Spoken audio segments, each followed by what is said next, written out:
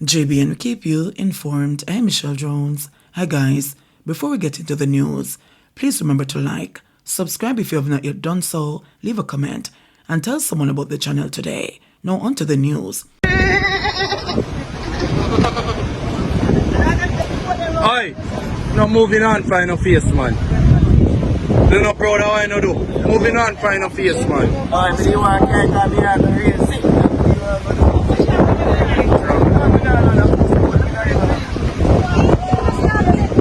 Sixth person, described as prime suspect, held for Soraya Paulwell and her mom's murders. A prime suspect has been held in the September 2023 murders of 10-month-old Soraya Paulwell and her mother, Toshona Patterson, the police have confirmed. The suspect brings to 6 the number of people who have been nabbed in connection to the crime that shocked the country. On Thursday, a reliable police source said that the male suspect was arrested on Lady Musgrave Road in St. Andrew on Wednesday evening. The source said the suspect will be subjected to an identification parade shortly. This development follows Wednesday's update provided by the Office of the Director of Public Prosecutions, ODPP, that a fifth person, Bejan Black, has been charged in the kidnapping and murder plot. According to the ODPP, Black appeared in the Home Circuit Court on January 17, 2024, before Justice Dale Palmer on a voluntary bill of indictment preferred by the ODPP outlining 8 charges. Conspiracy to kidnap Toshona Patterson on diverse days between the 6th and 9th day of September. Conspiracy to kidnap Toshona Patterson on diverse days between the 6th and 9th day of September 2023. Conspiracy to kidnap Soraya Paulwell on diverse days between the 6th and 9th day of September 2023. Conspiracy to murder Toshona Patterson on diverse days between the 6th and 9th day of September 2023. Conspiracy to murder Soraya Paulwell on diverse days between the 6th and 9th day of September 2023. Kidnapping of Toshona Patterson on the 9th day of September 2023. Kidnapping of Soraya Paulwell on the 9th day of September 2023. Murder of Toshona Patterson on the 9th day of September 2023. Murder of Soraya Paulwell on the 9th day of September 2023. Black, the ODPP said, will be eventually joined on an indictment with the case of Rex versus Leota Bradshaw and Roland Balfour. Patterson and her 10-month-old daughter were kidnapped and murdered on September 9, 2023. 1 dead, several injured after a market truck goes over a precipice in Westmoreland. At least 1 person is dead and several others hospitalized after a truck transporting market vendors and their goods plunged over a precipice in Darlaston, Westmoreland on Friday morning. The deceased, a male, has been identified by residents by his alias Mas Tim. The incident happened shortly after 5 a.m. 7 persons have been taken to the hospital. They are undergoing treatment at this time, Detective Sergeant of Police Dean Watson said.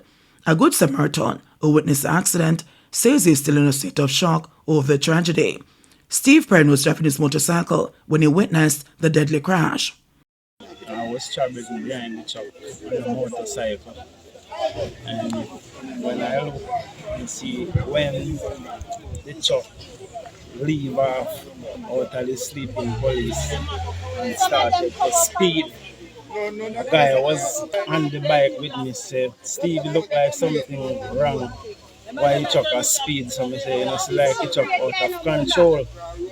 And when me come down behind the truck, I see it again. So when I come over the precipice, I come down here and see the driver stuck inside. I'm bawling out, Steve, help me please. I was so shocked, I couldn't do nothing but I have to just keep pulling out this steering wheel. But nobody is there to help me. That's all you see. Was it dark? Yeah, dark. Me hear a lady jump on one hill a ball, I say murder, and me just say, and me look, me see a girl lie down beside the truck side. Say, Steve, help me, but I couldn't pay attention to help her. I have to just try to help the driver. I was so sad and weak, I couldn't do nothing.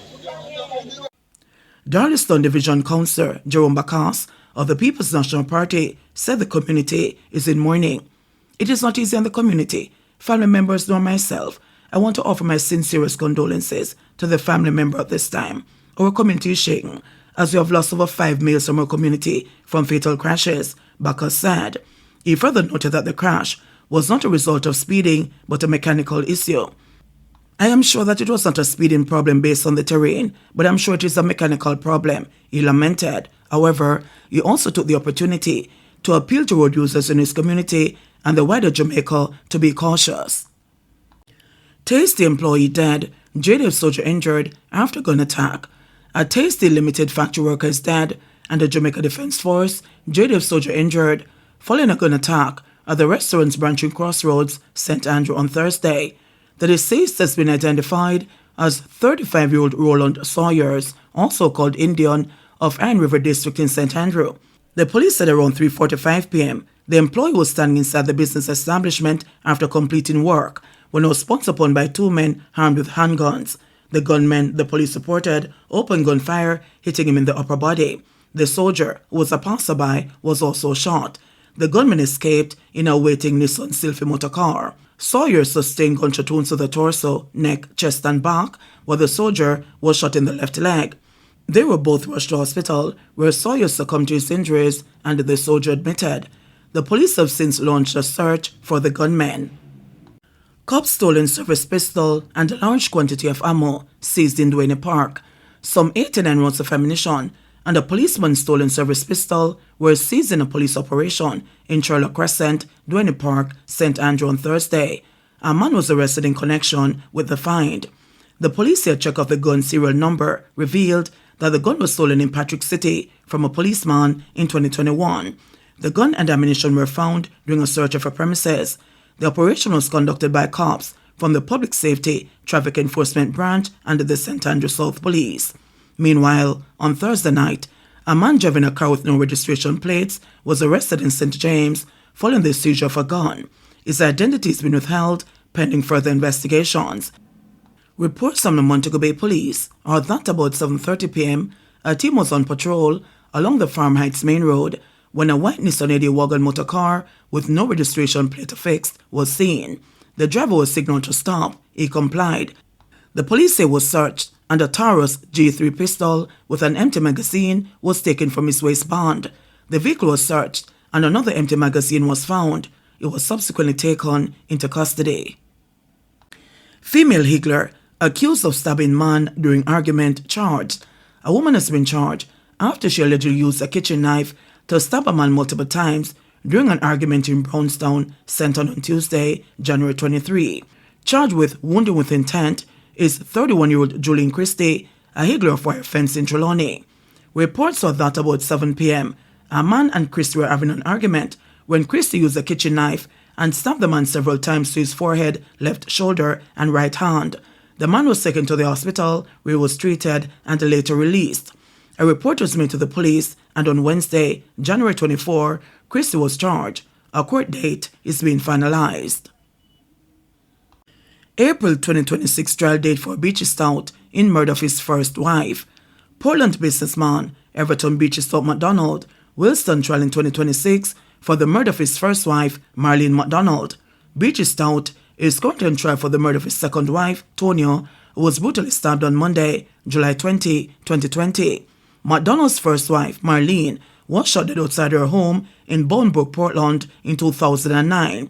It was charged with a crime, a cold case at the time, after being implicated in the killing of Tonya. The case was mentioned Thursday before Justice Leighton Pusey.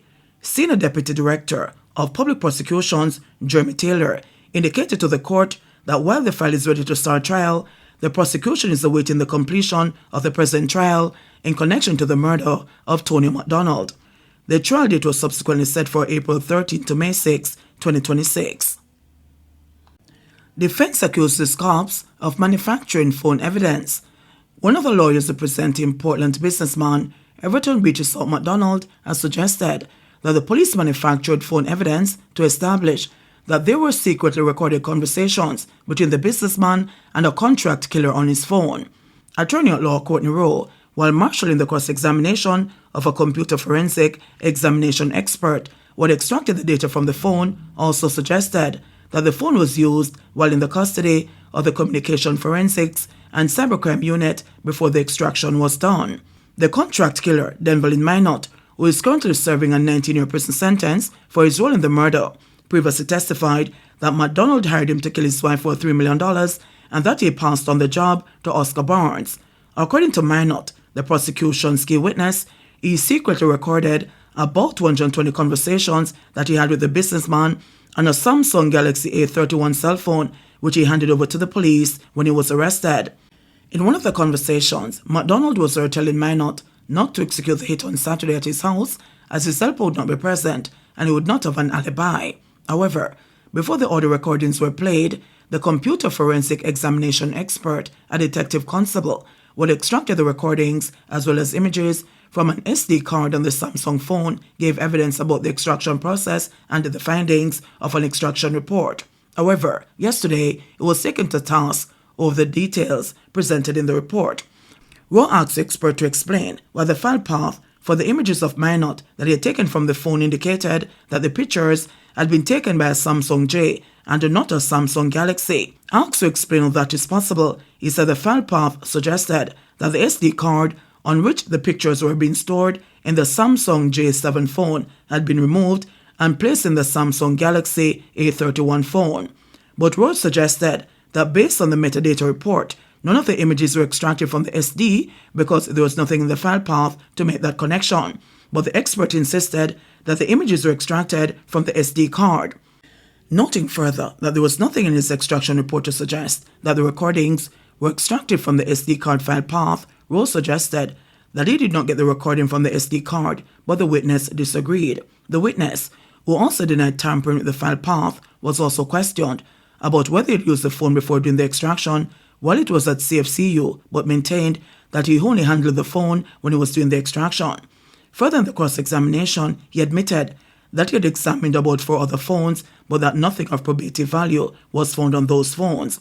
Regarding the Samsung Galaxy A31 phone, he conceded that although he had extracted other data, apart from the recordings and images, he only examined the files that the chief investigating officer instructed him to look at.